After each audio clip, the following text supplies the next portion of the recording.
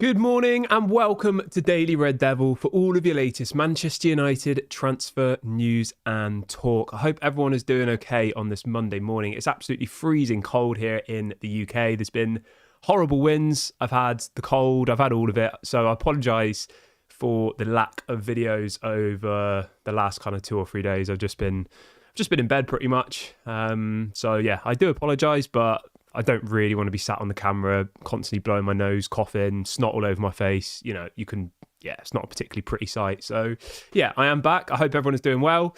I hope everyone is looking forward to some hopefully good news this morning on the channel, but we'll wait and see. But before we get into today's video, if you can do me a small favour and drop a little like on today's show. It doesn't cost you any money. It's completely free. I'd really appreciate it. And also make sure you subscribe as well. Bottom right-hand corner. Let's try and get to 40,000 before the end of the year.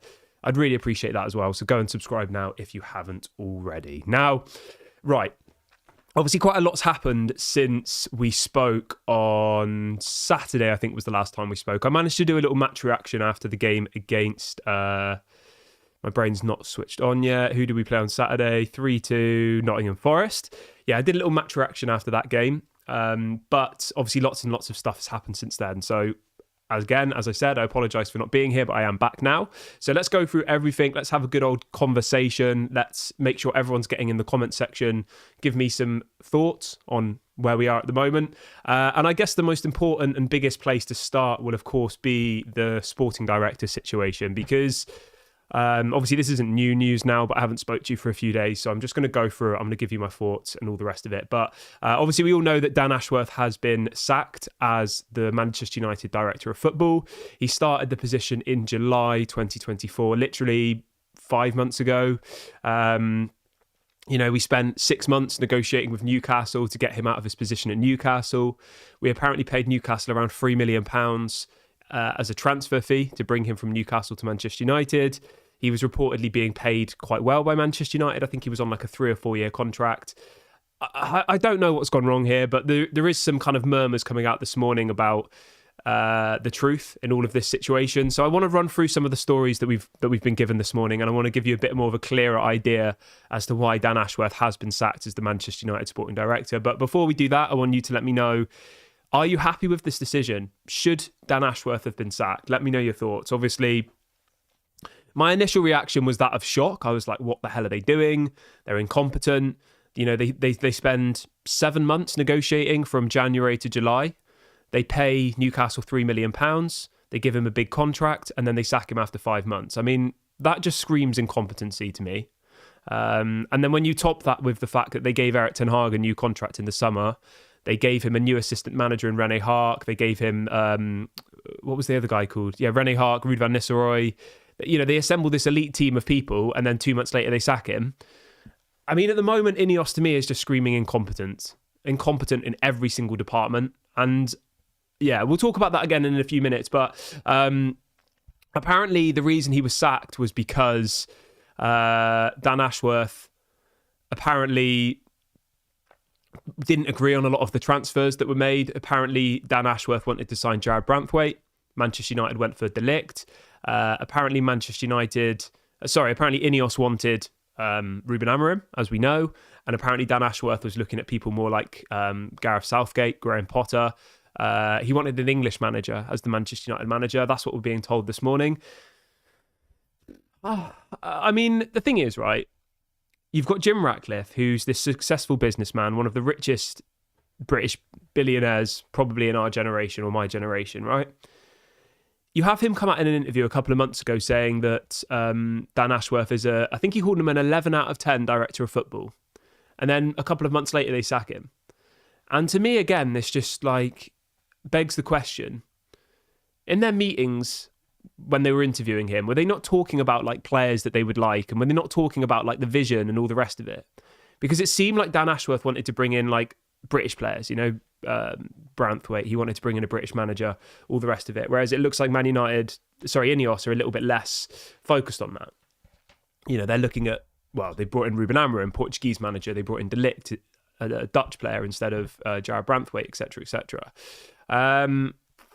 But, I mean, for me, I just think it's a complete mess at the moment. We all know that the football on the pitch is poor, but we all hoped that with the Glazers supposedly stepping back, even though they're still there, we know that they're still there lurking in the shadows. With the Glazers stepping back, we'd hoped that INEOS would kind of get things in order. And so far, let's be completely honest here, right? I said this on Twitter yesterday. If this was the Glazers running the club since July, there would be mass protests outside the ground. There would probably be riots. It would probably be the worst protests and carnage we've ever seen, I reckon. And the reason I say that is because if you look at all of the things that INEOS have done to this point, right? So let's start with a few of them. They got rid of Sir Alex Ferguson, okay? He's no longer an ambassador. Imagine if the Glazers did that. Next, they fired over 200 local people who worked for the club. Locals from Manchester, even though Jim Ratcliffe said that his goal was to bring the Manchester back to Manchester United. So his way of doing that is to think, right, so how do we reignite the community in Manchester and the love of Manchester United? How do we do that? I know, let's sack all of the locals who work for the club. I mean, imagine if the Glazers did that. Imagine if you woke up this morning, right, and the headline was, Joel Glazer sacks 200 local Manchester people from Manchester United. There would be people out rioting, I reckon, you know? There's that. Then you've got the Erik ten Hag situation, right? They give him a new contract in the summer. Whether that was right or wrong is up for debate. They gave him a new contract on I think it was an extra year, so it was 3 years total. They then bring in Rene Haak. They bring in Ruud van Nistelrooy. All on 2-3 year contracts. They bring in, I think, a new set piece coach. They bring in all of these people. They build a team around Erik ten Hag. And then 2 or 3 months later, they sack him. That cost us around £30 million to sack Erik ten Hag and all of his staff. And then to bring in Ruben Amorim cost us around £11 million. So we spent £41 million sacking Erik ten Hag and bringing in Ruben Amorim. Now you've got this Dan Ashworth situation. You spend, since January, negotiating. In the January transfer window, INEOS tell us, this is last January, they say, we can't do any deals. We don't have a director of football yet. We haven't built our team. We're going to wait. Okay, the Man United fans say, you know what? That makes sense. Let's wait. So last transfer window, they did nothing because they played on the whole, in the January window last year, 2024 January. They said, we're not going to do anything because we haven't got a director of football yet. We're waiting for Dan Ashworth. The summer's going to be the one for us. And, the Man United fans were like, you know what? Okay, fine. We'll accept that. They wait 6 months from January to July to get Dan Ashworth. Dan Ashworth comes through the door. And in my opinion, I thought we had a really good transfer window in the summer. I thought it was one of the best transfer windows in our recent history. When you look at the players that we managed to get rid of, for the money we did, McTominay for 30 million euros, was it? Something around that kind of figure. I thought they did really well in the transfer window. And remember, it was Dan Ashworth who was the sporting director, so he was the one leading probably most of that. 30 million for Scott McTominay. They got nearly 20 million for Wan-Bissaka, nearly 30 million for Mason Greenwood. They got rid of players like Rafael Varane, Martial. I know they were free agents, but they didn't give them new deals. They got rid of people like Hannibal. They got 10 million for Willy Camboala, which I think was good business when you look at that now. Pellistri, I thought the transfer window was actually really, really good. And when you look at the signings they made as well, I was pretty happy. I mean, Lenny Yoro, I think, is going to turn out to be a really good signing. I think De Ligt has been pretty solid so far. Is he world class? I'm not sure, but is any of the Man United players world class? Probably not. I still think he's a really good centre-back, though, De Ligt, right? Joshua Zirkzee, I think for me, he's the only question mark over the summer, and, he still could turn good. I think Ugarte's been decent. I think Mazraoui has been absolutely phenomenal. Overall, I thought the transfer window was good. So Dan Ashworth's first transfer window at Manchester United, I would say, was probably a 6.5, a 7 out of 10. I thought it was good. It was a lot better than some of the previous windows we've had under John Murtough, Richard Arnold, Ed Woodward, etc. So I was generally pretty happy with the transfer window. And then we wake up to the news yesterday that they've sacked him because apparently he's fallen out of Jim Ratcliffe. Their ideologies aren't the same. And apparently to sack him is going to cost us about £15 million. We've got to pay him in compensation. So not only did they spend 30 million to sack Erik ten Hag, 11 million to bring in Ruben Amorim, that's already 41. Now another 15 million to sack Dan Ashworth. So within the space of 2 or 3 months, they've spent nearly £60 million, 60 million, on sacking Erik ten Hag, appointing Ruben Amorim, and sacking Dan Ashworth. I mean, if that doesn't scream incompetency to you, then I don't really know what else to say. Now, why am I worried about this, or why am I complaining about this? You might be saying, it's not our money. I don't care. We make loads of money. We're the richest club in the world. I mean, we're not anymore, but as in we generate, I think, the most revenue, don't we, from sponsorships and all the rest of it, right? Great. But the problem that I have with this, just to top it all off, and I just said then a few words, which you may have missed. I said, it's not our money. Why should we care? Because there will be some people in the chat like, why are you complaining about this? It's not our money. I don't care. Well, just to make matters worse, where are they getting the money from to pay for all of this stuff? Think about it. You'll probably know the answer to this question. But if not, they're raising the ticket prices. So the ticket prices have gone from, I think the lowest was around £30, roughly, around that kind of figure. Now the cheapest ticket you can get to see Man United is £64. And that will be like literally sat at the very top of the stadium where you can barely see the pitch. Like, terrible seats. I've sat up there before and it's not a great experience, right? If you want to sit pitch side, you're talking hundreds. But if you want to go right at the very, very top, worst seat in the house, £64. So they've doubled the ticket price. On top of that, they are getting the money by sacking people. They're getting rid of locals who work for the club and all the rest of it. So the point I'm trying to make here is, I understand when you take over a new business and you want to try and cut costs. You want to try and, work out whether you need all 200 of these employees who've been here for 10 years and might not actually do anything and might be, they might be effectively getting paid to do nothing, right? Maybe. I get it. I know obviously a really good example of this is obviously, I know it's a different industry, but Elon Musk with Twitter, he took over Twitter. He sacked 80% of the staff and people said Twitter's going to be nothing within a month, and now it's more successful than it ever has been. So I get the principle. A new owner comes in and they say we need to cut costs, but it just doesn't add up. You can't spend £61 million in the space of 2 months on sacking a manager and bringing in another manager and sacking a director of football, which a month ago you said was an 11 out of 10 director of football, and then your way of rekindling that money is by pushing it onto the fans and pushing it onto working class people. Now, to me, that's just not okay. That's not what Manchester United is about. And this kind of annoys me more than any of the other stuff to do with on the field, because on the field, we're rubbish. Let's be honest. We're rubbish. We all know we're rubbish. Anybody who watches Manchester United and expects us to win, you're going to have this harsh moment one day. I had it 2 years ago where you realise that we're not very good anymore. And then after that point, you play Bournemouth at home, you expect you could lose. You play Nottingham Forest at home, you expect you can lose. And once you realise that, once you realise that, then I think it becomes a lot easier for you. But then for me, I then start paying more notice to the off the field stuff, like what's going on here.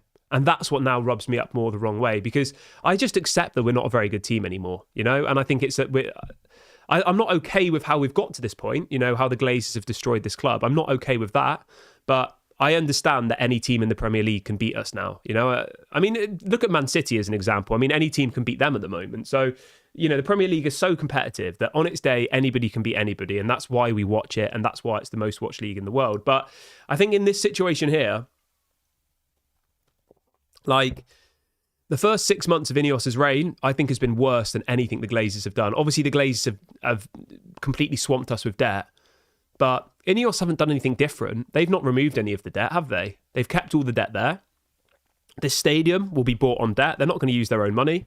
Like, they're just as bad for me. And I was thinking this morning before I did this show about kind of what I wanted to say, because this was going to be a bit of a kind of rant type video. But I remember one quote from Jim Ratcliffe in the summer about the potential Manchester United takeover. Sorry, not in the summer. It was last year before it was announced that they took over. Yeah. And he said, I've made my money. Now I just want to have a bit of fun. And that bit of fun is buying Manchester United. And it feels like that, to be honest. It feels like it's a complete ego project. And he doesn't care. He doesn't care whether the ticket price is double. He'll play on this whole, I'm a local lad thing. He's a season ticket holder at Chelsea. He lives in London. He doesn't even, I don't know. No, what else have we got here then? Let's see what people are saying in the chat. Get your comments in. I would love to know what you guys all think about this situation. Stefan says the fans are paying for their mistakes. Barry says it's all a vanity project and they don't have the money. They do have the money. I just don't think they're willing to put their pocket what's the saying? Put their money where their mouths are, to be honest. M-Dub says the Elon Musk comparison is way off. I wasn't comparing Manchester United to Twitter. I was just saying that I understand in some businesses, right, when a new owner comes in, they look to remove old staff and stuff. I get that. That was the only reason I compared it. I'm not saying that that's how every business should operate, but most businesses, when they get taken over, people will be sacked and stuff. Al says, do you think Jim Ratcliffe actually knows what he's doing? Does Jim Ratcliffe know how to run a football club? No, of course he doesn't. I mean, do we really think he knows how to run a football club? He took over Nice and they've got worse. They used to qualify for the Champions League most seasons, Nice, and they haven't qualified, I don't think, since they've taken over. So no is the answer. But we knew this before. It's not like a new found finding. He's got Sir Dave Brailsford as his main man, who's never worked a day in football. He's a cycling person. So what do we really expect? It's like giving somebody a football manager, isn't it, really? It's like, here you go. Here's the keys to the biggest club in the world. You have no experience in football. You might watch the odd game here and there. Go and run it for us. Yeah, it's mad.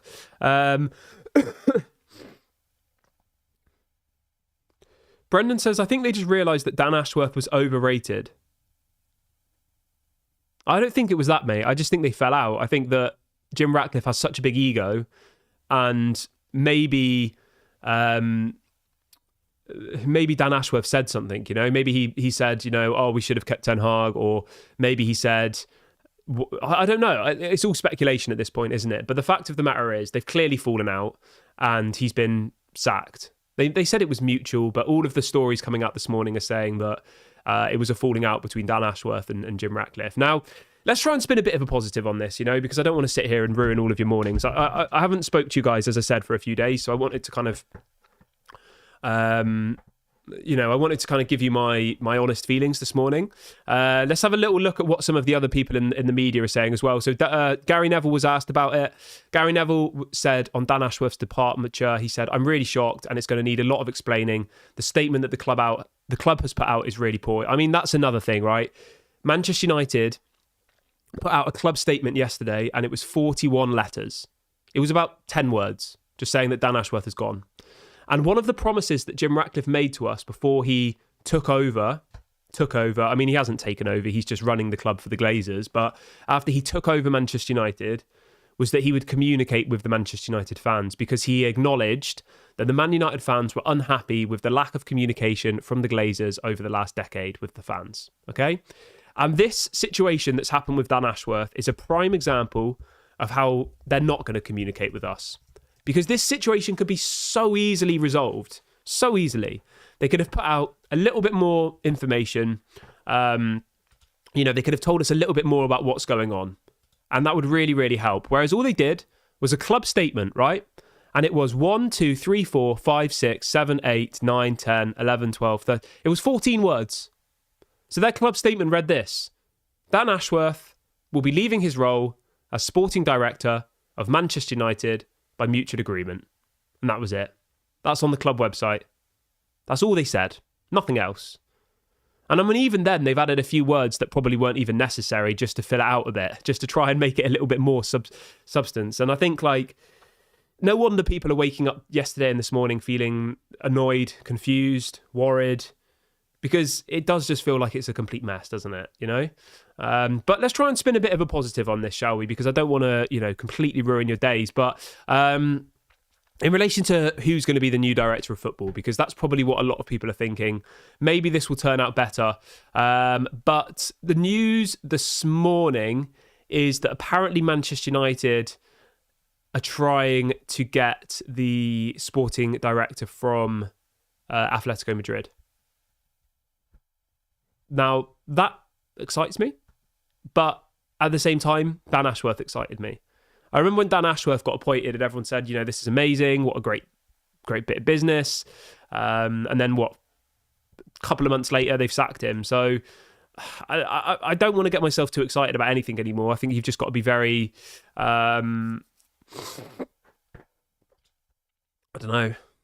pessimistic, But yeah, so it looks like Man United are trying to get the sporting director from Atletico Madrid. And I mean, obviously, he's got an incredible track record, the sporting director at Atletico Madrid. So his name is Andrea Berta. I don't know how many of you know this guy. This is coming out from DiMarzio. So this guy's Italian, Andrea Berta, Italian businessman who is currently the director of football at Atletico Madrid. Let's have a look at some of the best signings he's made in the past then, shall we? So he won Sporting Director of the Year. This was in 2019. And he's been at Atletico Madrid since 2013. So he's been there for 11 years, which is pretty crazy to be, in the same place for 11 years. I'm just trying to see who is best. I'm still a little bit ill, by the way. So if I'm coughing and stuff, I do apologize. I wanted to try and get back as quickly as possible to the videos, but yeah, obviously. Right, let's have a little look then at some of his biggest ever deals. Obviously, we know like some of the big ones, people like Griezmann, people like Joao Felix. I mean, let's have a little look. I'm trying to find an article where I can see all of the.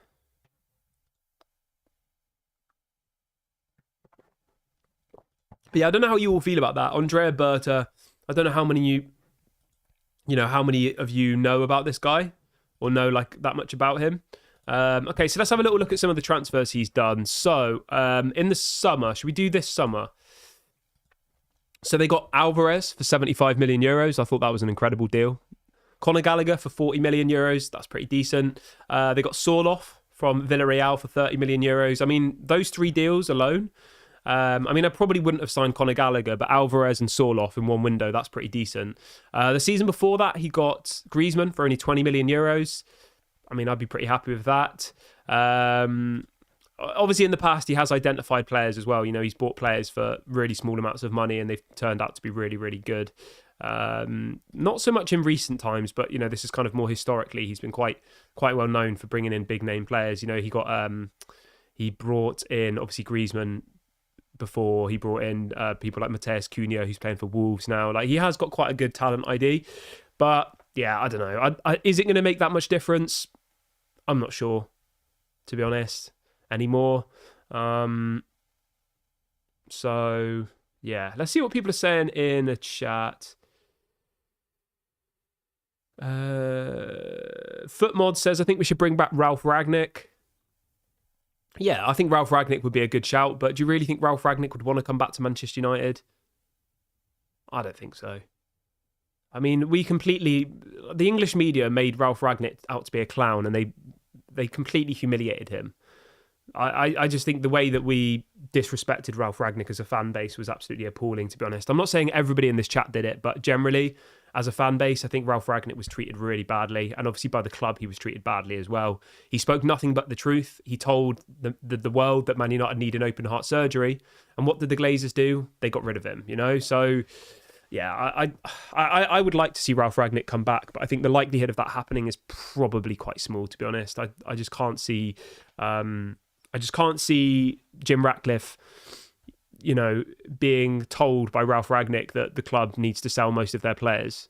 I just can't see it happening, to be honest. I think Ralf Rangnick has got a bigger personality than Dan Ashworth, and I think Ralf Rangnick is a lot more outspoken than Dan Ashworth and would be a lot more honest in the media and stuff. Whereas Dan Ashworth, did we ever even see an interview from Dan Ashworth? Like, he was pretty silent, wasn't he?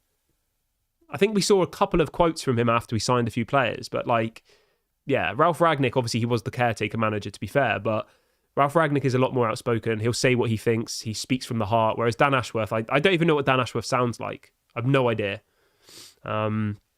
Yeah. Ellen says, I don't even know why I support this football club anymore. The heart and soul have been sucked out. I hear you. I feel your pain. I agree. I mean, it's not enjoyable being a Manchester United fan, is it? Let's be honest. But you once you commit to a team, right? Whatever that reason might be, it might be that you liked a player when you were young. It might be a family member supported them. It might be whatever, Like, you don't need to tell me why you support Man United. But once you support them, like, you can't just not then support them, I don't think. I mean, you might say, this is too much. I'm going to take some time out. and that's completely fine. You know, there's no harm in, you know, if you need some time away from football, if it's stressing you out, if it's, you know, affecting you mentally, whatever, then obviously don't indulge yourself in it, because once you get really, really immersed in it, it is a lot, isn't it? There's so much toxicity. You know, you look forward to the games every week and then it ruins your weekend, whatever. Like, I get it. It's hard. But yeah, I would maybe suggest, you know, if people are really, really struggling at the moment, because it's not going to get better anytime soon, let's be honest. You know, it's going to take a long time to get Manchester United anywhere potentially near back to where they were before. And even then, I'm not convinced that, you know, I don't know. I was quite hopeful when, you know, INEOS started bringing in all these people, and you had, you know, the Omar Baradas, the Ashworths, all the people. I was quite hopeful. I thought, you know, this could be good, but I don't know. But what else have we got in our video title? I think we've gone through everything. I'm going to wrap the video up here. My throat's still a little bit sore, so I don't want to overdo it on my first video back. And then, yeah, so I'm still not 100%. I'm still a little bit ill, but I didn't want to miss another video. So I do hope you appreciate me coming to speak to you guys today, because I do love chatting to everybody. Obviously, you can have your say in the comments section once the video goes live. Let me know how you feel about INEOS so far. Make sure to drop a like before you leave as well. I'd really appreciate that. Just try and get to 500, and subscribe as well. We've set the target of 40,000 by the end of this year, so please go and subscribe. Let's get to 40,000. That's the next milestone. Have a great day, everybody. I'll speak to you all tomorrow morning. If anything breaks, obviously I will go live. Thank you to all the regulars: Fred, Ellen, Ant, M-Dub, Daz, all of the regulars. I hope you're all doing well. Yeah, apologies again for not being here for a few days, but obviously when you're ill, you're ill. I just had to stay in bed. You wouldn't have wanted to see me. I was in an absolute horrible state. So yeah, I hope today's video has kind of given a bit of an overview on my thoughts on everything over the last couple of days. Obviously, we have got a game this week, though, on Thursday. We have another opportunity to bounce back. Must-win game against Victoria Pleasant. We will talk about that tomorrow. But for now, this has been Daily Red Devil. Have a lovely day, everybody, and I'll speak to you all later. Bye for now.